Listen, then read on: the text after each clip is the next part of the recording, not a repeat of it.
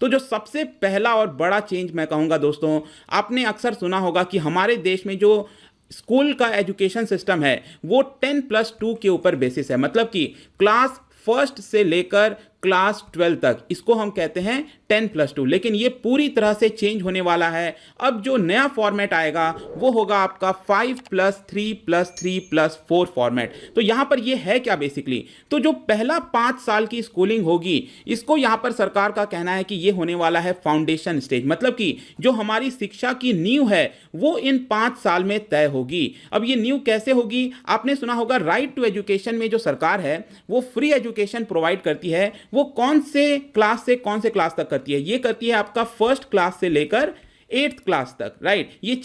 ये 8 साल के लिए मुफ्त शिक्षा देती है, that is from 6 years to 14 years का हमें मुफ्त शिक्षा मिलता है। लेकिन ये अब चेंज होने वाला है। कैसे चेंज होगा, अब आप देखिए, आपको पता है कि आंगनवाड़ी होता है, यहाँ पर जो बच्चे पहली क्लास में जाते हैं उसके पहले आंगनवाड़ी में भी जाते हैं, और ज़्यादातर लोग हम लोग प्री नर्सरी कहते हैं, LKG UKG। तो ये जो आपका फाउंडेशन स्टेज है इसमें पहला 3 साल जो है ये प्री प्राइमरी स्कूल का होने वाला है। तो पहला 3 साल ये हो गया, फिर फर्स्ट क्लास और सेकेंड क्लास, ये 5 साल मिलाकर आपका फाउंडेशन स्टेज बनेगा। फिर अगला जो 3 साल है 5+3 ये होने वाला है आपका प्रिपरेटरी स्टेज। यहां पर धीरे धीरे आप प्रिपेयर होगे, that is class 3rd 4th and 5th, ये 3 साल आपका प्रिपरेटरी स्टेज होगा। फिर अगला जो 3 साल है वो आपका मिडिल स्टेज होगा, फ्रॉम क्लास 6 टू क्लास 8, तो ये आपका 3 साल होगा। और अगला जो आखिरी का 4 साल है इसको सरकार कह रही है सेकेंडरी स्टेज। यहां पर क्लास 9th से लेकर क्लास 12 तक ये आपका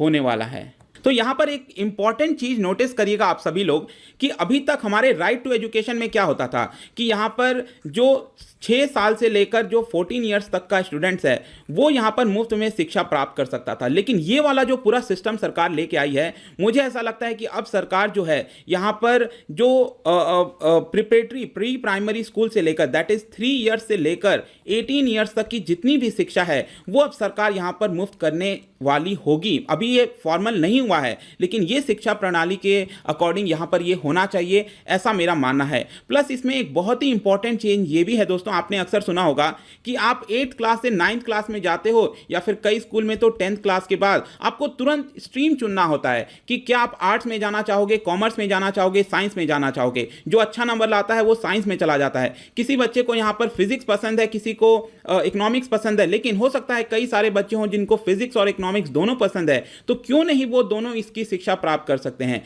तो यहाँ पर ये जो पूरा रिजिड सिस्टम चला करता था आर्ट्स कॉमर्स और साइंस, ये पूरी तरह से समाप्त होने वाला है। यहां पर जो स्टूडेंट है उसको जिस प्रकार का कोर्स चाहिए वो अब यहां पर पढ़ सकता है। अब मैं आता हूं दोस्तों, दूसरा सबसे बड़ा जो चेंज है वो है आपका मदर टंग, जो हमारा मीडियम ऑफ इंस्ट्रक्शन होगा।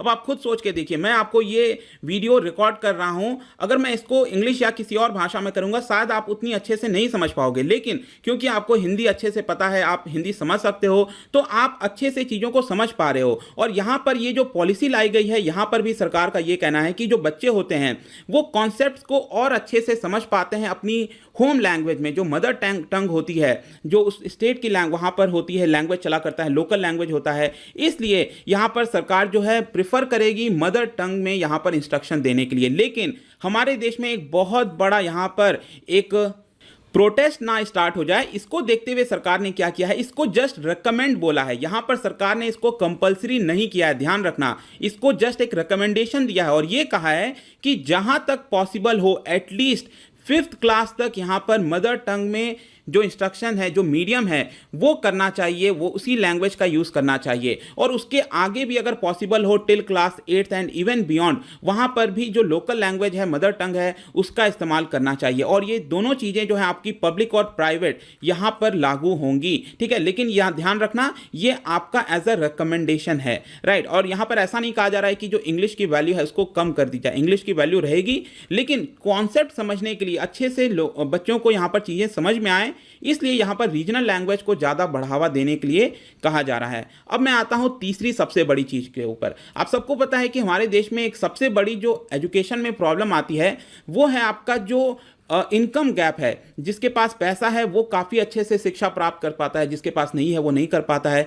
तो इंक्लूसिव एजुकेशन लाने के लिए यहाँ पर एससी, एसटी, ओबीसी या फिर अदर जो सोशो इकोनॉमिक बैकवर्ड ग्रुप्स हैं उनको यहाँ पर इंसेंटिवाइज देने की सरकार कोशिश करेगी। जो मेरिट स्टूडेंट्स हैं, इवन जो इस क्लास से जो स्टूडेंट्स आते हैं जो अच्छा कर सकते हैं लेकिन पैसा नहीं होने के कारण वो आगे चीज़ें नहीं बढ़ पाते, इसके लिए सरकार यहाँ पर नेशनल स्कॉलरशिप पोर्टल के थ्रू जो पूरा स्कॉलरशिप है उसको फास्ट ट्रैक करेगी, जल्दी करेगी, ताकि उनको यहाँ पर स्कॉलरशिप मिल सके। और सरकार का ये भी कहना है कि जो प्राइवेट हायर एजुकेशन इंस्टीट्यूशंस होते हैं उनको एनकरेज किया जाएगा कि वो ज़्यादा से ज़्यादा स्कॉलरशिप निकालें सभी बच्चों के लिए, ताकि अगर उनके पास पैसा नहीं है तो भी वो अपनी शिक्षा को प्राप्त कर सकें। साथ ही में सरकार का यह भी कहना है कि जो स्पेशल एजुकेशन है उसके लिए एक अलग से फंड भी बनाया जाएगा।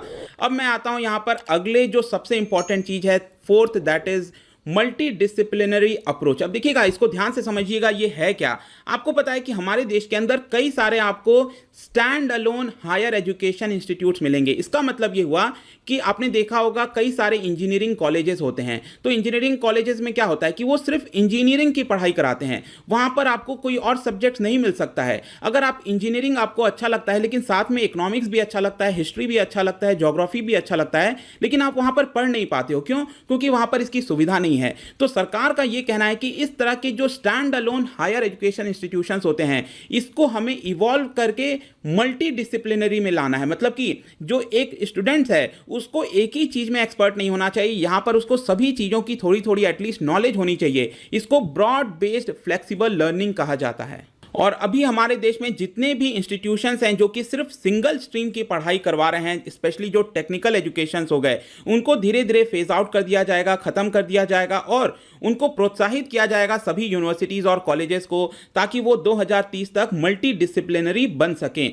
प्लस यहाँ पर यह भी बोला गया है कि हर एक डिस्ट्रिक्ट में उसके आसपास सरकार चाहेगी कि 2030 तक एटलीस्ट एक multidisciplinary higher education institute हो, एक बड़ा सा हायर एजुकेशन इंस्टीट्यूट हो, ताकि वहां पर आसपास के जो बच्चे हैं वो अच्छे से शिक्षा प्राप्त कर सकें। और इसमें एक और इंपॉर्टेंट चीज है, आपने इन सारी बॉडीज के बारे में सुना होगा, university grant commission, all India council for technical education, national council for teachers education, ये अलग अलग बॉडीज हुआ करती थी। अब इन सबको यहां पर शामिल करके एक सिंगल बॉडी बनाई जाएगी हायर एजुकेशन के लिए, जिसका नाम होगा Higher Education Commission of India. लेकिन ध्यान रखिएगा, इसके अंदर मेडिकल और लीगल जो एजुकेशन है, लॉ वाली, ये दोनों चीजें आपकी सेपरेट रखी जाएंगी, उसको यहां पर शामिल नहीं किया जाएगा क्योंकि उनकी रिक्वायरमेंट्स थोड़ी सी अलग होती हैं। इसलिए बाकी जितने भी चीजें हैं हायर एजुकेशन की, वो आपकी एक सिंगल बॉडी के थ्रू गवर्न की जाएगी। और यहां पर पब्लिक और प्राइवेट का जितना भी नॉर्म्स है, रेगुलेशन है, वो सिमिलर होगा। क्योंकि आज आप देखते होंगे कई सारे लोग जो है वो पब्लिक जो यूनिवर्सिटीज हैं, स्पेशली अगर आप एम्स का एग्जाम्पल लीजिए, वहां पर जाना पसंद करते हैं, राइट। तो यहां पर अब सरकार इन दोनों को पैरिटी में लाना चाहती है, जितने भी रेगुलेशंस हैं, सब कुछ है, वो एक ही तरह गवर्न किए जाएंगे। अब मैं आता हूं एक सबसे आखिरी और मैं कहूंगा वन ऑफ द बिगेस्ट यहां पर जो अनाउंसमेंट किया गया है, that is about degree courses. अब आप सबको पता है कि जब हम 12th पास करके जब हम कॉलेजेस में जाते हैं, डिग्री प्राप्त करने जाते हैं, तो वहां पर क्या होता है कि कई बार बहुत सारे बच्चों के ऊपर फैमिली का प्रेशर होता है। कई बार ऐसा होता है कि आपने 1 साल पूरा कर लिया कॉलेज का, फिर आपको ड्रॉप आउट करना पड़ गया, लेकिन उसके बाद फिर वापस से जब आप एजुकेशन प्राप्त करने जाते हो तो शुरुआत से करनी पड़ती हैं। इस तरह की बहुत सारी परेशानी आती हैं और अलग अलग फैमिलीज में अलग अलग दिक्कतें हैं। किसी को जॉब पहले करनी होती है अपनी फैमिली को संभालने के लिए। इसके लिए यहां पर सरकार अब क्या करने वाली है, एग्जिट ऑप्शन देने वाली है आपको डिग्री कोर्सेज के अंदर। मतलब कि यहां पर अब सरकार धीरे धीरे क्या करेगी, 3 साल का जो डिग्री कोर्सेज होता है उसको 4 इयर्स में कन्वर्ट करने की कोशिश करेगी। तो यहां पर सपोज यहां पर सरकार ने कहा है कि अगर आप 1 साल के बाद ड्रॉप आउट हो जाते हो, ठीक है, तो यहां पर आपको सर्टिफिकेट दिया जाएगा एक पर्टिकुलर डिसिप्लिन में, ठीक है। अगर आप दूसरे साल में ड्रॉप आउट हो जाते हो तो आपको डिप्लोमा दिया जाएगा। 3 साल में अगर आप निकल जाते हो कॉलेज से तो आपको बैचलर्स डिग्री मिल जाएगी। लेकिन सरकार का यहां पर कहना है कि हम चाहते हैं कि यहां पर 4 ईयर का मल्टी डिसिप्लिनरी कोर्सेज हो पूरा, हर जगह ज्यादातर 4 इयर्स का मल्टी डिसिप्लिनरी पूरा कोर्सेज चला करें, ये सबसे ज्यादा प्रेफरेंस होगी। और इसमें क्या किया जाएगा, 3 साल की पढ़ाई की जाएगी और जो आखिरी का 1 साल है वहां पर रिसर्च की सुविधा दी जाएगी। ज्यादा से ज्यादा रिसर्च हो हमारे देश में, मतलब कि सिर्फ एकेडमिक के ऊपर ध्यान ना रहे, यहां पर जो प्रैक्टिकल चीजें हैं उसकी भी शिक्षा ले जो स्टूडेंट यहां पर पढ़ने आ रहा है।